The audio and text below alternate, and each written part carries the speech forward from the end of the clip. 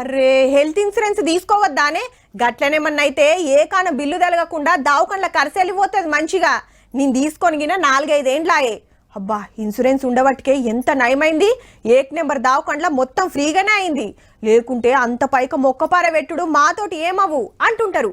ఇయాల రేపు అందరు హెల్త్ ఇన్సూరెన్స్ తీసుకుంటాండ్రు. మళ్ళా ఇప్పుడు చూడబోయే వార్తగిన ఇన్సూరెన్స్ కు సంబంధించిందే కాకుంటే మొదలు మీ బండ్లకి ఇన్సూరెన్స్ ఉన్నదో లేదో చూసుకోర్రి. ఒకళ్ళ లేకుంటే జప్పున తీసుకోర్రి. ఎవరు అడుగుతారు అని లాపర్వ వేసిండ్రనుకో బండిలకు సమర్ రాదు సుమా.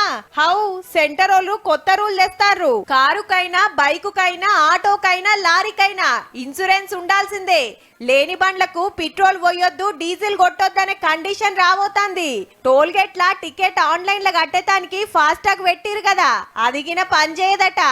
అంతేకాదు లైసెన్స్ చేతికి రావాలన్నా ఇన్సూరెన్స్ కట్టాల్సిందే ఫస్ట్. గంత గొట్టు రూల్స్ పెట్టే ఫైల్ రెడీ అవుతుంది ఢిల్లీలా. దేశంలో 40 కోట్ల బండ్లుంటే సగమాటికి బీమానే లేదట. మరి గట్లనే దొంగతనం జరిగినా టక్కరైనా కాలిపోయినా ఇన్సూరెన్స్ ఉంటే పైసలు వస్తాయే. పుసుక్కున పోలీసులకు దొరికితే 2000 దండుగా 3 నెలల జైలు శిక్ష. రెండో పారైతే డబుల్ పెనాల్టీ. అయినా సుతా కొందరు ఉత్తమ డ్రైవర్లు లాపరవ వేస్తురట. అయినప్పుడు చూద్దాం తీయని.